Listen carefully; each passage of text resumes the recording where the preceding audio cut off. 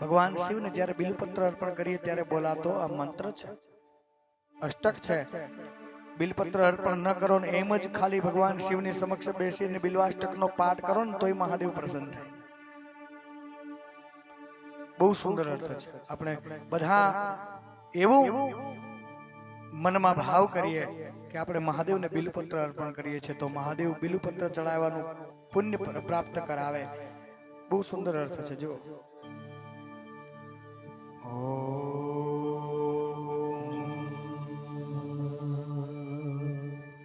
ત્રિદલમ ત્રિગુણાકારમ ત્રિનેત્રમ ચ ત્રિઆયુધમ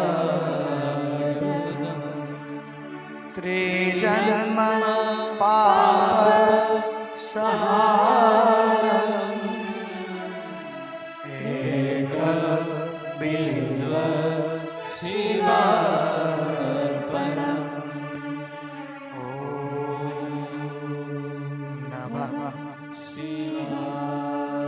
કેટલો સુંદર અર્થ છે.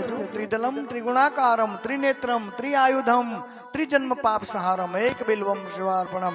આ મંત્ર બોલી અને મહાદેવને કોઈ બિલપત્ર અર્પણ કરે, મારો મહાદેવ 3 જન્મના પાપ બાળી નાખે. ત્રિદલમ એટલે 3 દલ વાળો. ભગવાન શિવને જે બિલપત્ર ચડાવીએ એ 3 પાન વાળું હોવું જોઈએ. ત્રિગુણાકારમ જે 3 ગુણ સમાન છે. ત્રિનેત્રમ ભગવાન મહાદેવના 3 નેત્ર સમાન છે. અને ત્રિઆયુધમ 3 આયુધ સમાન છે. ત્રિજન્મ પાપ સહારમ. આ મંત્ર બોલીને મહાદેવને કોઈ બિલપત્ર અર્પણ કરે, મારો મહાદેવ 3 જન્મના પાપ બાળી નાખે. આગળ જુઓ. ત્રિશાખે બિલ્વપત્રેશ અર્ચિતે કોમલે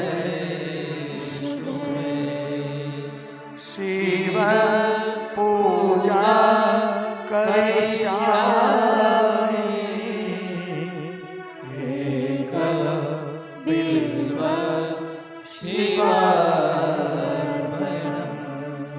ઓમ નમઃ શિવાય. બહુ સુંદર અર્થ છે. ત્રિદલમ ત્રિશાખે બિલ્વપત્રેણ અચ્છિદે કોમલે શોભાય. બિલપત્ર 3 શાખા વાળું મહાદેવને અર્પણ કરવું જોઈએ. છિદ્ર વિનાનું હોવું જોઈએ. કીડાઓથી ખવાયેલું, તૂટેલું ફૂટેલું, કાણા વાળું, છિદ્ર વાળું બિલપત્ર મહાદેવને અર્પણ કરવું જોઈએ નહીં.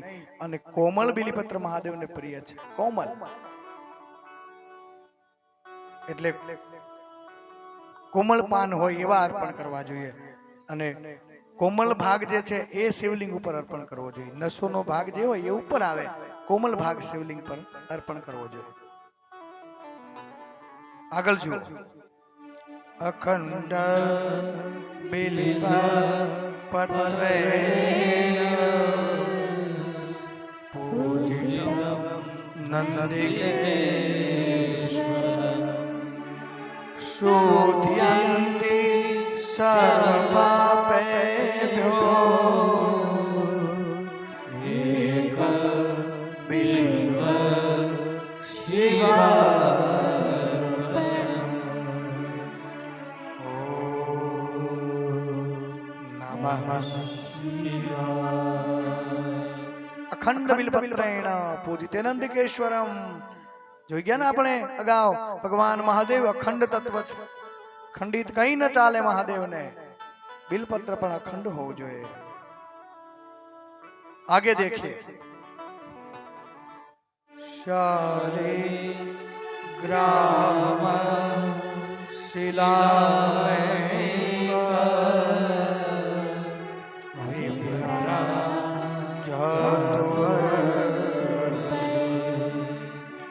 सोम यज्ञ महापुण्य एक बिल्व शिवार्पणम. ओम नमः शिवाय. बहुत ही सुंदर अर्थ है इस श्लोक का. शालिग्राम शिला में का विपण जातो अर्पते सोम यज्ञ महापुण्यम एक बिल्वम शिवार्पणम। शालिग्राम भगवान कृष्ण और महाराज युधिष्ठिर को जब सोम यज्ञ करना था तब उनके पास इतनी संपत्ति नहीं थी। चक्रवर्ती सम्राट थे महाराज युधिष्ठिर, फिर भी उनके पास इतनी संपत्ति नहीं थी कि सोम यज्ञ कर सके। तो आप और मैं तो सपना भी नहीं देख सकते सोम यज्ञ का, पर ये मंत्र बोल के कोई महादेव को बिलपत्र अर्पण करे, मेरे महादेव सोम यज्ञ का पुण्य फल प्राप्त करते हैं, सोम यज्ञ का फल देते हैं। आगे देखो, दंते कोटि सहस्राणि वाजपेय शतानि कोटि कन्या महादानम् एक बिल्व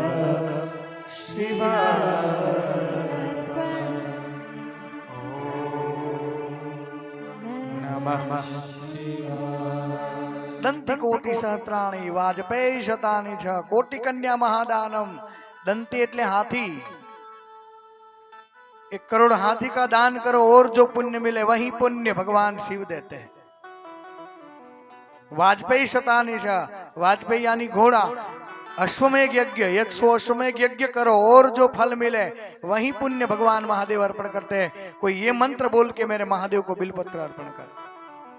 कोटि कन्या महादानम, 1 करोड़ कन्या का कन्यादान करो और जो फल मिले पुण्य मिले वही पुण्य। भगवान महादेव को ये मंत्र बोल के कोई बिलपत्र अर्पण करे तो इतना फल मेरे महादेव देते हैं। अभी इतना फल भगवान शिव दे रहे हैं बिना मांगे, तो फिर मांगने की क्या जरूरत है बताओ। ये पुण्य यदि मिल रहा है तो वहां जाके हम एक बिलपत्र ऐसे करके चिपका दो और ये मांग लो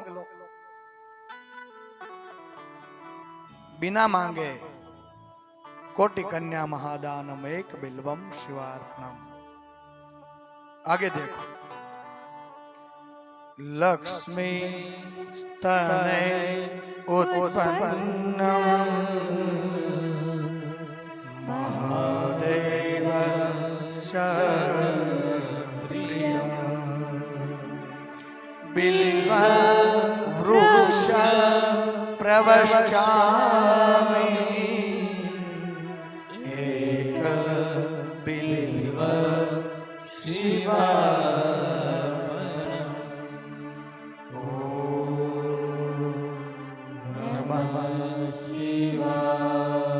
लक्ष्मी जी के तन द्वारा जिनकी उत्पत्ति हुई है, लक्ष्मी तन उत्पन्न महादेवस्य प्रियम, महादेव को प्रिय है। बिल्वृक्ष प्रविश्याम एक बिल्वम शिवार्पणम। आगे देखो, मूलतो ब्रह्म रूपाय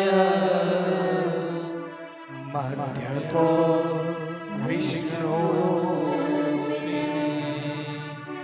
अग्रता शिव स्वरूपाय एक बिल्व शिवार्पणम्। ओम नमः शिवाय। मूल तो ब्रह्म रूपाय, मध्य तो विष्णु रूपेण। बिल्व वृक्ष के मूल में ब्रह्मा का वास है, मध्य में भगवान विष्णु और अग्र में भगवान शिव। जिसके आंगन में बिलपत्र हो और इस बिलपत्र बिल वृक्ष का दर्शन भी करो ना तो देखो आगे, दर्शनम बिल्व वृक्षस्य स्पर्शनम पापनाशनम अघोर पाप संहारम एक बिल्व शिवार्पणम्। ओम नमः शिवाय। बिल्वाष्टकमिदं पुण्यं यह पठे शिव सन्निधो सर्व पाप विनिर्मुक्तम शिवलोकम वाप्नुयात्। इस बिल्वाष्टक का कोई भगवान शिव के समक्ष पाठ भी करे तो शिवलोकम वापनोति शिवे न सहमोदते। भगवान महादेव के समक्ष बैठकर वो नित्य आनंद करता है। तो आ बिल्व वृक्ष नो महिमा, बिल्व नो महिमा